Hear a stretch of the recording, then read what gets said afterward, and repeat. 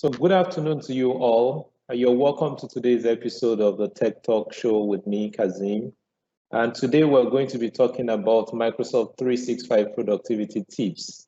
But for today, we're going to be focusing on Microsoft Teams. So I've got Chris Hoard on the show with me today to walk us through this. So Chris, you're welcome on the show this afternoon, Chris. Thank you very much, Kazim. It's really exciting to be here. And thank you for the opportunity to inviting me. Okay. So quickly, I want you to introduce yourself, let people know who you are, and then we can get right at it. Yeah, of course. So as said, my name's Chris Hoard. I'm a trainer here at Vusion, which is a tier 2 CSP here in the UK. I've been a trainer for a few years now, but before that I was a service architect and heading up the professional services part of the group. So what I did was I built systems and customized them for a living. My background has been in Office 365 for many years, since it was first released in 2010, and even BPOS before that. I've worked with hosted Exchange, hosted SharePoint, OCS, Link. So I've been around a little bit of a while, and I was involved in a lot of the early deployments of Microsoft 365 here in the UK too. So even before it was Microsoft 365 and the Secure Productive Enterprise, I was working with that. So Microsoft 365 is my background. I'm a Teams MVP, and yeah, I think that captures most things at the current time. Okay, thank you for the introduction, Chris. So real quickly now, I mentioned we're going to be focusing today on Teams. So I believe Chris is going to come back on the show sometime soon, hopefully next month, to walk us through how we can get productive with some of the other tools, on the Microsoft 365 platform. But today is going to be about Teams. So Chris, is over to you now to walk us through things and possibly show us a few demo, Chris. So over to you now, Chris. That's brilliant. I'm just going to share my screen. Okay, you can see here in Teams, and here is the talk for today, which is 10 productivity tips within Teams. Now, Teams is very much the app of today. It began 3 years ago out of Skype for Business Spaces. The adoption of Microsoft Teams is the fastest growing app in Microsoft history. So back in July last year, there was about 13 million daily active users, but with COVID-19 and all the innovations that's come over the last year, it has now grown to be in 75 million daily active users. So it really is one of the centerpieces of Microsoft 365 in terms of productivity. Now, with Teams, it's really important to know how to use Teams well, because if you don't kind of order it correctly, then it can get out of hand and confusing. So here are 10 productivity tips that I hope are going to help you to get things in order and give you the opportunity to get the best out of Teams. Right, all demo based. Let's begin. Number 10, order in Teams. So hiding and moving Teams. So inside Teams, okay, so if I come out to my environment, you will see that when you add a team, I'm just going to join and create a team here. So this is my new team. So here we go, team 1. I'm going to create that. Okay, nice work. We've created our team in a matter of seconds. I can add members to it if I want.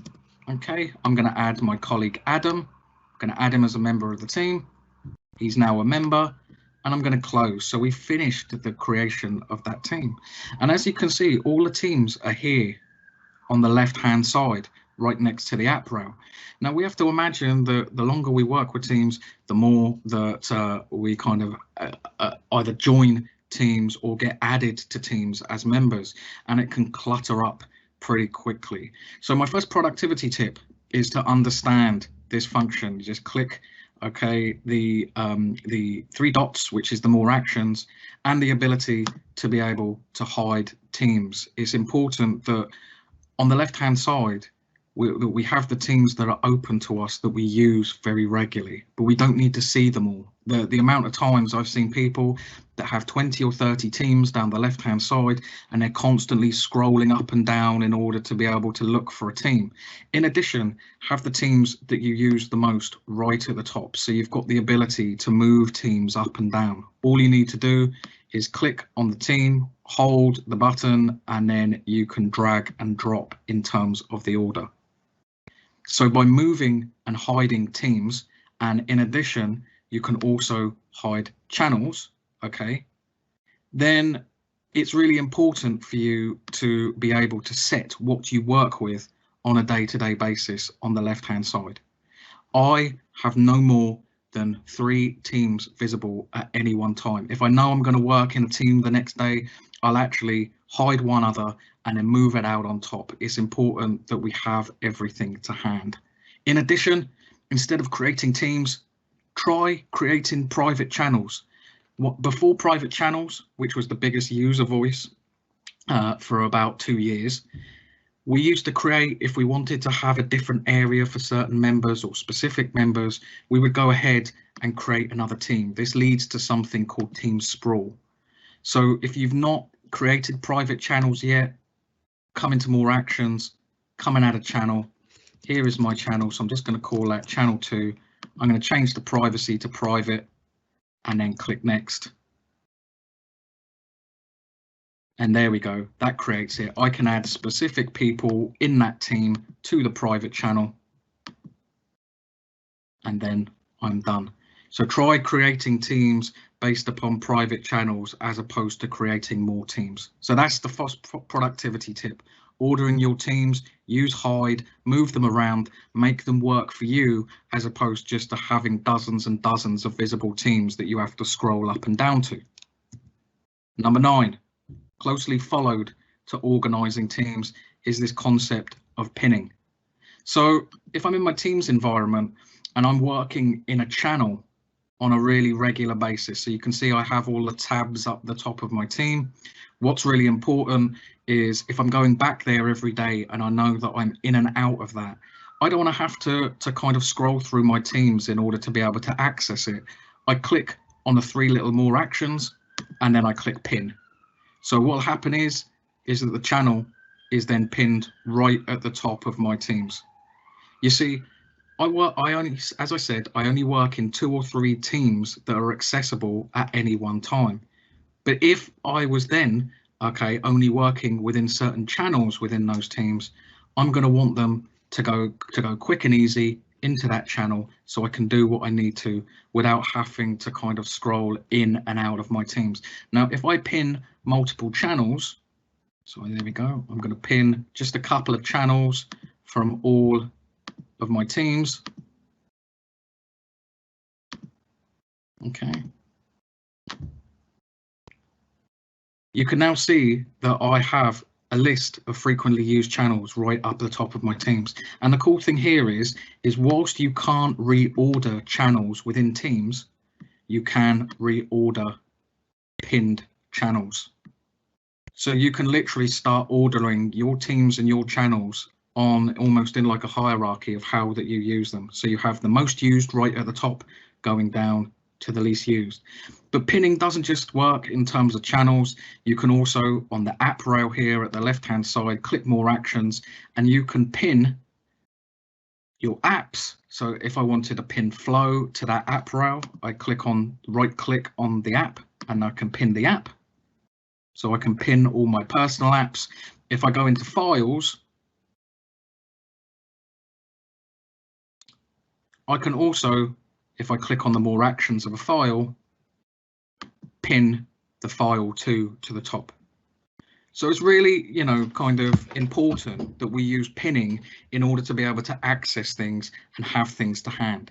And it's already been confirmed with Microsoft that later on this year, we're going to see the ability to pin conversations to the actual top of the posts as well. So for example, in the general channel, we could like pin an introduction or a welcome or instructions into that general channel, or indeed any channel that we can have a conversation in. So pinning, I think, is really important too. Number 8, we get down to slash commands and keyboard shortcuts. So for most people, I find that Teams is a point and click experience. They'll come along, they'll want to use the, their mouse or use their kind of mouse embedded within their keyboard. But we can also use slash commands and keyboard commands. Now I'm just going to give you an example of a slash command. We use slash commands in the command bar up the top here. So you can see that my present status is set to available, but I want to take, use a slash command to make that unavailable because I'm having this call, right? So all I need to do, type in slash DND, click enter. Your status is being set to DND, and there we go. The presence has changed. Literally takes like 1 second in order to be able to do that. I want to make that available again. Slash available. My status is being set to available. Okay. Now, if you simply come into the command bar and then you put a slash in, you will see a list of the slash commands. So that is a real quick way in that we can, change our availability or do specific actions. The same works with keyboard shortcuts. So keyboard shortcuts, if I come to my user here in the right hand side and in the menu, I click on keyboard shortcuts, I can see a list of keyboard shortcuts with which to access part of Teams. So for example, I want to open my calendar. Okay, so that's Control, Shift and 4. Okay, so if I did that, Control, Shift and 4, there we go. I'm straight into my calendar. So these are things that you can obviously do within seconds in terms of navigating or setting your presence. It doesn't just have to be a point and click experience. And some people, when they start using slash commands and keyboard shortcuts, they don't go back. You see them, right there, kind of almost navigating around the whole of Teams using the slash commands or using the keyboard shortcuts. So that can make things really quick to be able to do. Next is Meet Now and meeting controls. So this is a productivity in terms of meetings. So if I go back into my Teams environment, imagine that I'm having a conversation here with Adam, right? Okay. And as you can see here, I've just written this out beforehand. This conversation is going on too long.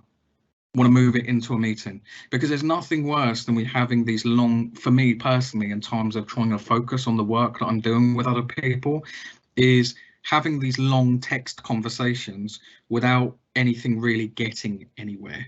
Okay, it can go, I'm sure you've all experienced that. It goes on and we never really get to making a decision. And if you're inside a team, the same can apply. It can be several people that are trying to continually type out and then it gets all jumbled. So we need to be able to move this into a meeting very, very quickly. So some people are not aware of this, and this does need to be enabled inside the environment, but right down underneath, so we have the message bar, we have some of the messaging actions here, we have the Meet Now icon straight underneath. Okay, let's move to a meeting. The reply will be yes, for example, and then at one click of a button, we can start a Meet Now and move on to actually moving into a meeting mode rather than keep continuing this text discussion.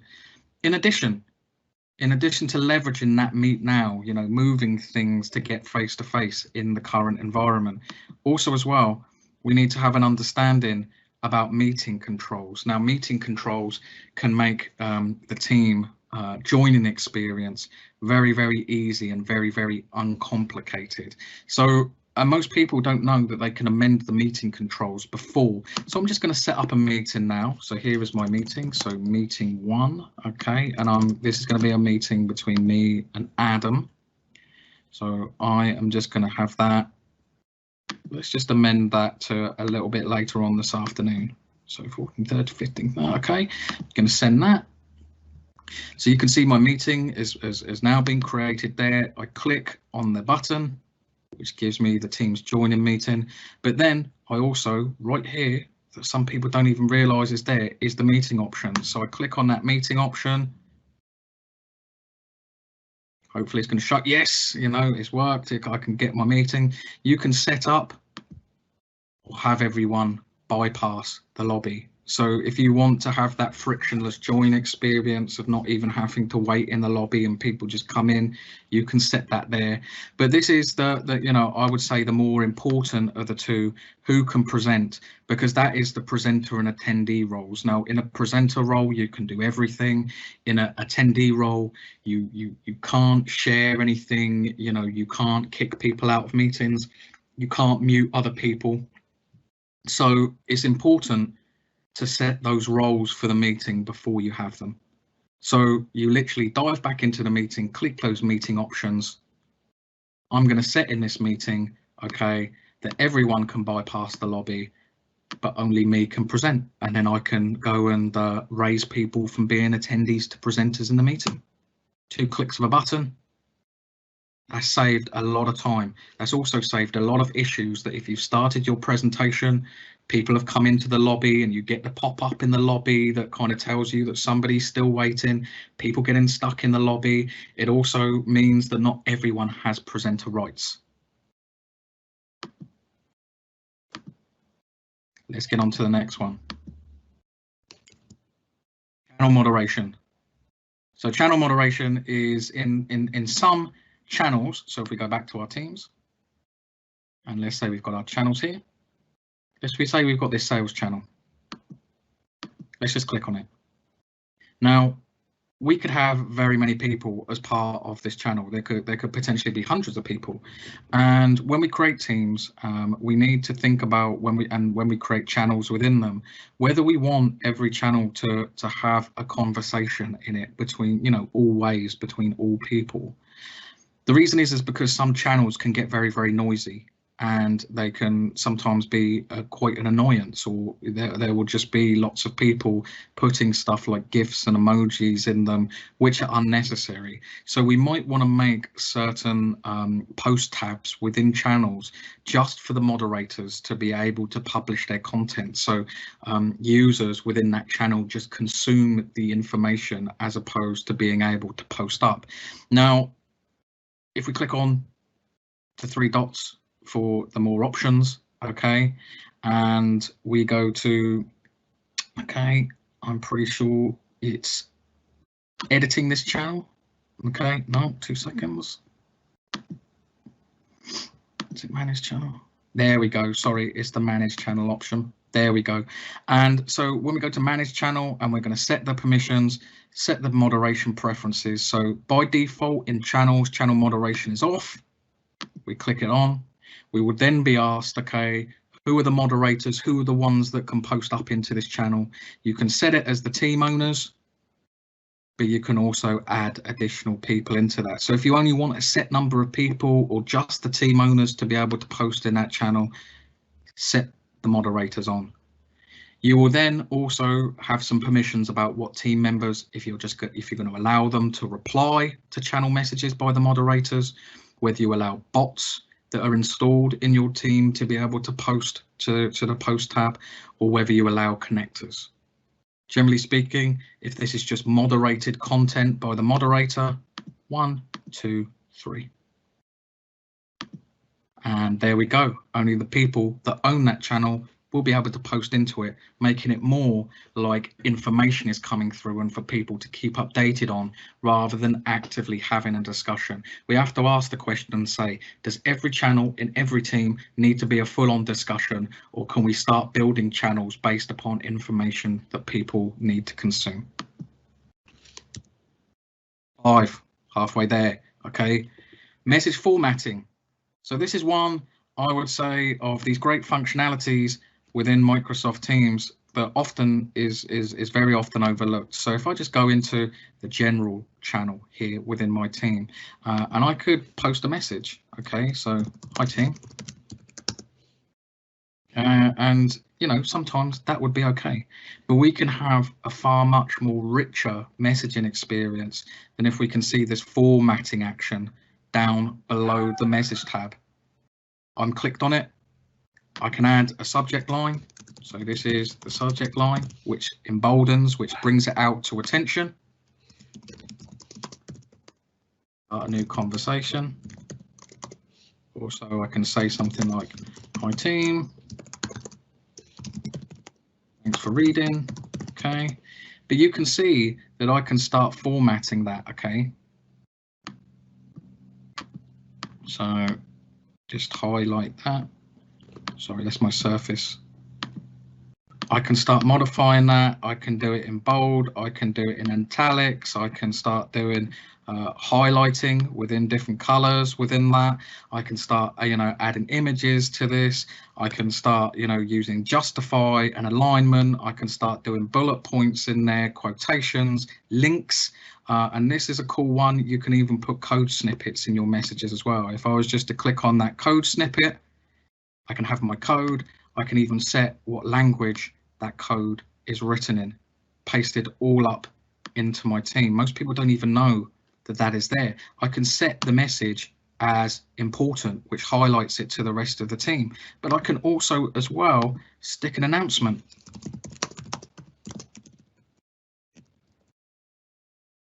With potentially an image behind that announcement.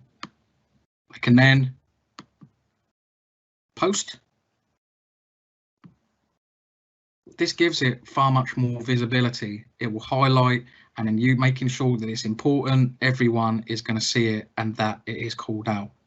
So if we consider this against the actual formatted, this is a lot richer content. And when we start blending that with attachments and emojis and GIFs, you can have far much richer communications than using this purely like an instant messenger.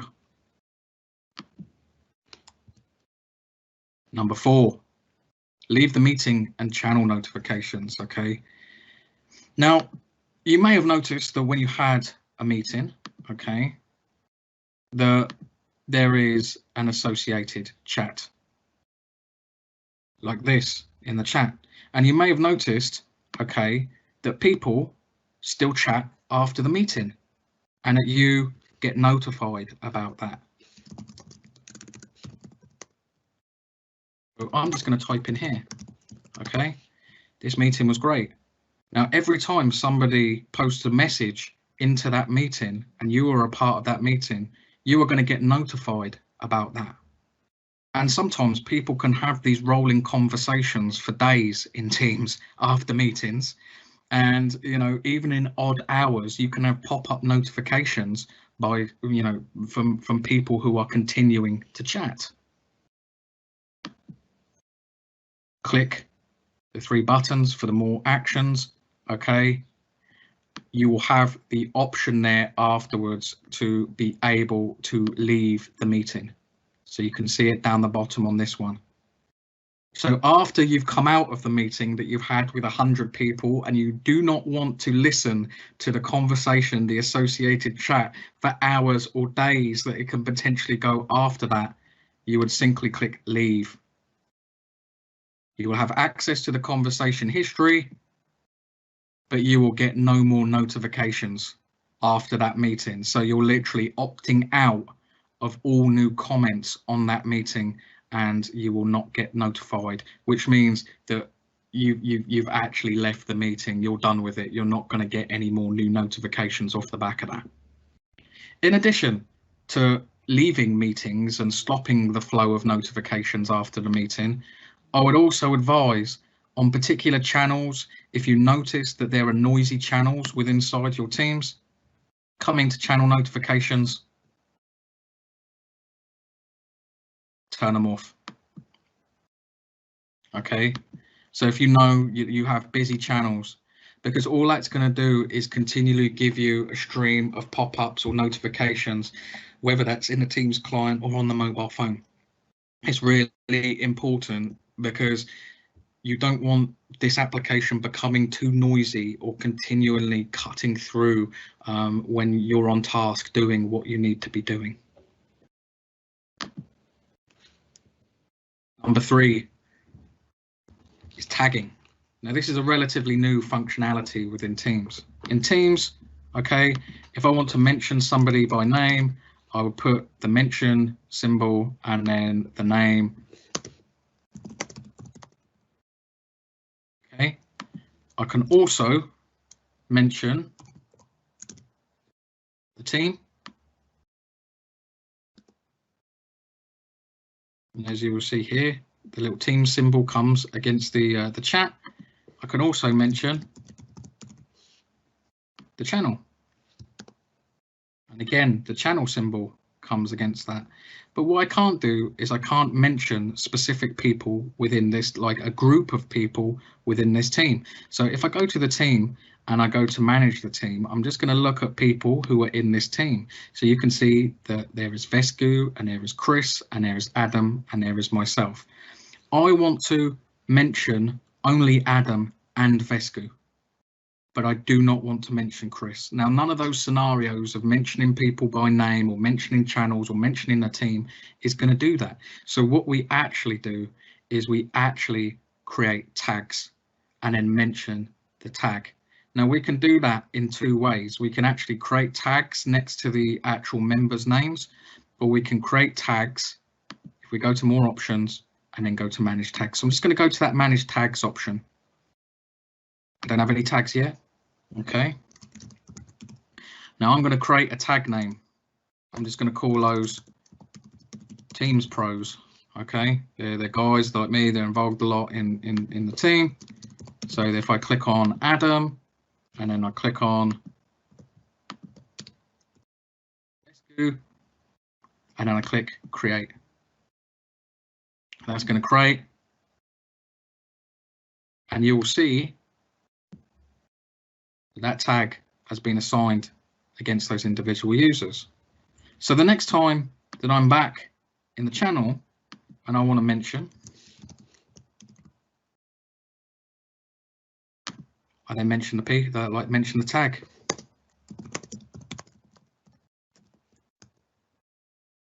And then the message will be directed at the people that I want to direct it at, rather than the whole team or the whole channel, or I have to type out every individual user. So tagging can be a really effective way of doing targeted messages within the actual team. Nearly there. Connectors, right? Okay. So connectors bring information into a team. You have connectors for RSS feeds. You have connectors. You used to have one for Twitter. You can see all of them by, I want to bring in some information from the Microsoft 365 roadmap into this team. I click on the three dots. I click on,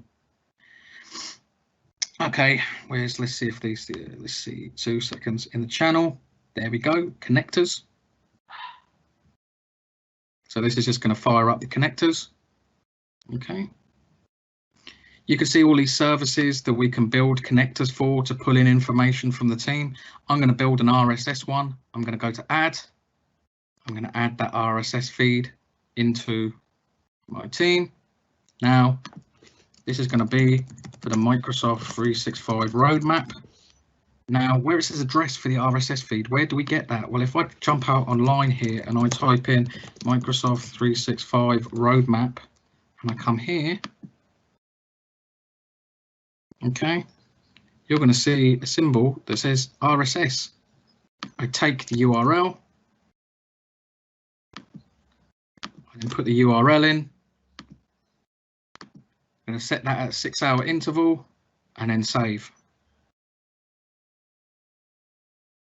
So that's just going to save, and that's now configured. So there we go. It's going to then start pulling information from that roadmap. So every time a new thing to that Microsoft 365 roadmap gets added, you're going to be notified about it in the team, rather than having to continually check that website every single day. We don't want to do that. We want to bring stuff to us. We don't want to have to go and chase around and start kind of, acting out of context. Number 1, emojis in channel names. Now, this is wild, right? I never even knew that this could actually happen. So let's say I go to create a new channel, add a channel. What? I can't see anything to add emojis to my, to my thing. Just press Windows period or Windows dot. There we go. We brought it up now, right? Okay.